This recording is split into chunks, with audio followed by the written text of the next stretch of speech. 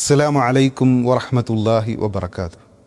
അൽഹംദുലില്ലാ അസ്സലാത്തു വസ്സലാമു അലാ റസൂലില്ലാ. പ്രിയമുള്ളവരെ, പരിശുദ്ധ ഖുർആനിൽ അല്ലാഹു സുബ്ഹാനഹു വ തആല മാതാപിതാക്കൾക്ക് നന്മ ചെയ്യണം എന്ന് പറഞ്ഞിട്ട് പ്രത്യേകം എടുത്തു പറയുന്നൊരു കാലഘട്ടമുണ്ട്. അത് വാർദ്ധക്യമാണ്. അള്ളാഹു പറഞ്ഞു, വഹ്ഫിൽ ലഹുമാ ജനാഹ ദുല്ലി മിനർ റഹ്മ. ആ വാർദ്ധക്യത്തിൽ നിങ്ങളുടെ എളിമയുടെ താഴ്മയുടെ ചിറകുകൾ അവർക്ക് വേണ്ടി താഴ്ത്തിക്കൊടുക്കുക. കാരണം വാർദ്ധക്യത്തിലാണ് മാതാപിതാക്കളെ സംബന്ധിച്ചിടത്തോളം മക്കളുടെ പരിചരണവും സ്നേഹവും പരിഗണനയും ഏറ്റവും ആവശ്യമായി വരിക. അവർ അവരുടെ യുവത്വത്തെ നമുക്ക് വേണ്ടി നൽകിയതാണ്. നമുക്ക് നമ്മുടെ യുവത്വത്തെ അവർക്കതിന് പകരം നൽകാൻ സാധിക്കുന്നുണ്ടോ എന്ന് നമ്മൾ ഗൗരവമായി ആലോചിക്കണം. ഖേദകരെന്ന് പറയട്ടെ, ഇന്ന് അനേകം മുസ്ലിം കുടുംബങ്ങളിൽ പോലും വൃദ്ധരായ മാതാപിതാക്കൾ അവഗണന നേരിടുകയാണ്, സങ്കടപ്പെട്ട് കഴിയുകയാണ്, അനാഥത്വം പേറുകയാണ്. പണ്ടൊക്കെ ചെറിയ മക്കളായിരുന്നു അനാഥരായിരുന്നത്. അതുകൊണ്ട് തന്നെ അവരെ സംരക്ഷിക്കാനുള്ള അനാഥ മന്ദിരങ്ങൾ നമ്മുടെ നാടുകളിൽ ഒട്ടുക്ക് ഉയർന്നു വന്നു. ഇന്ന് പുതിയ അനാഥ മന്ദിരങ്ങളൊന്നും ഉയർന്നു വരുന്നില്ല. ഉള്ള അനാഥ മന്ദിരങ്ങളിൽ തന്നെ അനാഥ മക്കളെ പഠിക്കാൻ കിട്ടാനില്ല. എന്നാൽ അതിന് പകരം ഉയർന്നു വരുന്ന മറ്റൊന്നുണ്ട്. നല്ല ആരോഗ്യമുള്ള മക്കളുണ്ടായിട്ടും അനാഥരായി പോകുന്ന വൃദ്ധരായ മാതാപിതാക്കളെ സംരക്ഷിക്കാനുള്ള വൃദ്ധസദനങ്ങൾ. എത്രയോ കുടുംബങ്ങളിൽ മാതാപിതാക്കൾ പന്തുപോലെ തട്ടിക്കളിക്കപ്പെടുകയാണ്. ജ്യേഷ്ഠൻ അനിയനോട് പറയുന്നത്, നിനക്കല്ലേ തറവാട് കിട്ടിയത്, അതുകൊണ്ട് നീ ഉമ്മയെ 4 മാസം നോക്ക്, 2 മാസം മോള് നോക്കട്ടെ. ഓള് എന്ന് പറയുന്നത് അവൻ്റെ പെങ്ങള, 2 മാസം വേണമെങ്കിൽ ഞാനും നോക്കാം. അങ്ങനെ ഈ പറഞ്ഞ 2 മാസത്തെ അവധി കഴിഞ്ഞിട്ടും മറ്റു മക്കളൊന്നും കൊണ്ടുപോകാൻ വരാതിരുന്നാൽ അതോടുകൂടി ഈ മരുമകളുടെ മുഖം കറുത്തു. പിന്നെ ഈ ദേഷ്യവും വെറുപ്പൊക്കെ കാണിക്കുന്നത് ഈ ഉമ്മയോടാണ്.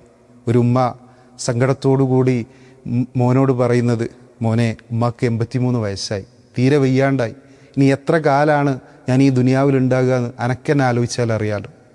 നിൻ്റെ ഉപ്പ ഈ വീട്ടിൽ നിന്നാണ് പടിയിറങ്ങിപ്പോയത്, മരിച്ചു പിരിഞ്ഞു പോയത്. ഈ ഉമ്മാക്കും ഈ വീട്ടിൽ നിന്ന് മരിച്ചു പിരിയണം എന്നാണ് ആഗ്രഹം. അതുകൊണ്ട് ഇനിയുള്ള കാലത്ത് ഞാൻ ഈ വീട്ടിൽ നിന്നോട്ടെ. നൊന്തു പ്രസവിച്ച പോറ്റി വളർത്തിയ ഒരു ഉമ്മയുടെ യാചനയാണ് മോനോടുള്ളത്. എന്തിനാണ് ഇതിങ്ങനെ പറയുന്നതെന്നറിയോ? നമ്മുടെ വാക്ക് കേട്ട്, നമ്മുടെ പ്രവർത്തനം കൊണ്ട്, നമ്മളുടെ മോശപ്പെട്ടൊരു പെരുമാറ്റം കണ്ട് നമ്മുടെ വൃദ്ധയായ ഉമ്മയും ഉപ്പയും വേദനിച്ച് കരയേണ്ടി വരരുത്. മാതാപിതാക്കളെ സംരക്ഷിക്കുന്നതിനും അവരെ ശുശ്രൂഷിക്കുന്നതിനും അവർക്ക് വേദനിക്കുമ്പോൾ തടവി കൊടുക്കുന്നതിനും അവരുടെ വായിലേക്ക് ഭക്ഷണത്തിൻ്റെ ഉരുള വെച്ചു കൊടുക്കുന്നതിനും അവർ കാഷ്ടിച്ചതും മൂത്രിച്ചതും കഴുകി വൃത്തിയാക്കുന്നതിനും അല്ലാഹു സുബ്ഹാനഹു വ തആല പകരമായി നൽകുന്നത് സ്വർഗമാണ് എന്ന തിരിച്ചറിവ് നമുക്കുണ്ടാവണം.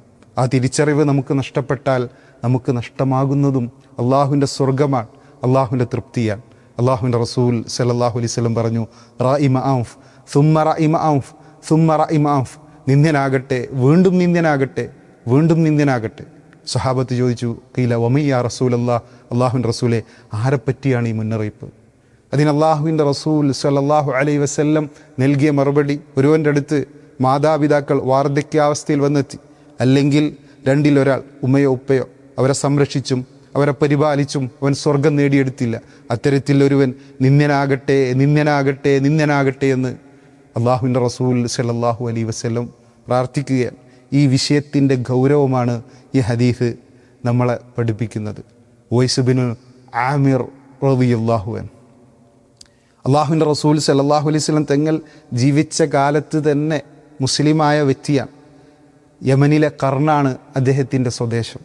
അള്ളാഹുവിൻ്റെ റസൂൽ സല്ലല്ലാഹു അലൈഹി വസല്ലം ജീവിച്ച കാലത്ത് തന്നെ മുസ്ലിമായിട്ടും മദീനയിൽ വരാനോ അള്ളാഹുവിൻ്റെ റസൂലിനെ ഒരു നോക്ക് കാണാനോ അങ്ങനെ ആ സുഹബത്ത് ആസ്വദിക്കാനോ അദ്ദേഹത്തിന് സാധിക്കുന്നില്ല. അതിൻ്റെ കാരണം അദ്ദേഹത്തിന് വൃദ്ധയായ മാതാവുണ്ട്. അവരെ പരിചരിക്കാൻ വേറെ മക്കളൊന്നുമില്ല.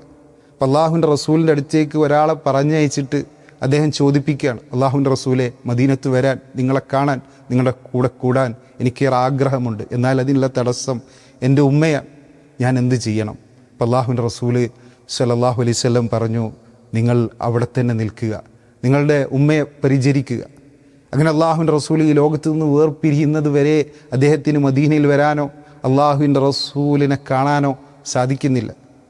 മരിക്കുന്നതിന് മുമ്പ് അള്ളാഹുവിൻ്റെ റസൂൽ ഉമർ അള്ളാഹിനെ വിളിച്ച് പറഞ്ഞു, യമനിലെ ഖർനിൽ നിന്ന് ഉവൈസ് ബിൻ ആമിർ എന്ന വ്യക്തി മദീനത്ത് വന്നാൽ നിങ്ങൾ അദ്ദേഹത്തെ പോയി കാണണം, അദ്ദേഹത്തോട് സലാം പറയണം, അദ്ദേഹത്തോട് നിങ്ങൾക്ക് വേണ്ടി പ്രാർത്ഥിക്കാൻ പറയണം.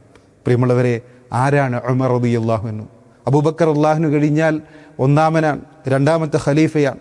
അള്ളാഹുവിൻ്റെ റസൂലിൻ്റെ തിരുനാവ് കൊണ്ട് സ്വർഗമുണ്ട് എന്ന സന്തോഷ വാർത്ത അറിയാൻ ഭാഗ്യം കിട്ടിയ മഹാനാണ്. അദ്ദേഹത്തോടാണ് അള്ളാഹുവിൻ്റെ റസൂൽ പറയുന്നത്, അള്ളാഹുവിൻ്റെ റസൂലിനെ ഒന്ന് കാണുക പോലും ചെയ്തിട്ടില്ലാത്ത ഉവൈസ് ബിൻ ആമിർ മദീനത്ത് വരുമ്പോൾ നിങ്ങൾ അദ്ദേഹത്തിൻ്റെ അടുത്ത് പോയി നിങ്ങൾക്ക് വേണ്ടി പ്രാർത്ഥിക്കാൻ പറയണമെന്ന്. എന്തുകൊണ്ടാണ് ഉവൈസ് ബിൻ ആമിർ റളിയല്ലാഹു അൻഹുവിന് ഈ മഹത്വം ലഭിച്ചത്? തൻ്റെ ഉമ്മയെ ആ വാർദ്ധക്യത്തിൽ പരിചരിച്ചത് കൊണ്ടാണ്. പിന്നെ ഉമർ അള്ളാഹുനു യമനിൽ നിന്ന് ഏതൊരു സംഘം മദീനത്ത് വന്നാലും അവരുടെ അടുത്ത് പോകും, എന്നിട്ട് അവരോട് അന്വേഷിക്കും, നിങ്ങളുടെ കൂട്ടത്തിൽ ഖർനിൽ നിന്നുള്ള ഉവൈസ് ഉണ്ടോ? അങ്ങനെ അബൂബക്കർ അള്ളാഹിൻ്റെ കാലം കഴിഞ്ഞ് ഉമർ അള്ളാഹിൻ്റെ കാലത്താണ് ഉവൈസ് ബിൻ ആമിർ റളിയല്ലാഹു അൻഹുവിനെ യമനിൽ നിന്ന് വന്ന ഒരു സംഘത്തോടൊപ്പം അദ്ദേഹം കാണുന്നതും അദ്ദേഹത്തിൻ്റെ അടുത്ത് ചെന്ന് ഈ കാര്യമൊക്കെ പറയുന്നു. അപ്പോൾ പ്രിയമുള്ളവരെ, ഉവൈസ് ബിൻ ആമിർ എന്ന സ്വഹാബി പോലുമല്ലാത്ത ഒരു വ്യക്തിക്ക് അള്ളാഹുവിൻ്റെ അടുക്കൽ ഇത്ര ഉയർന്ന പ്രതിഫലം ലഭിക്കാൻ സ്വന്തം മാതാപിതാക്കളെ ആ വാർദ്ധക്യത്തിൽ പരിചരിച്ചത് കാരണമായെങ്കിൽ ആ ഒരു നന്മയെ നമ്മളും നമ്മുടെ ജീവിതത്തിൽ ചേർത്ത് പിടിക്കുക. അള്ളാഹു അനുഗ്രഹിക്കുമാറാവട്ടെ. അസ്സലാമു അലൈക്കും വറഹ്മത്തുള്ളാഹി വബറകാതുഹു.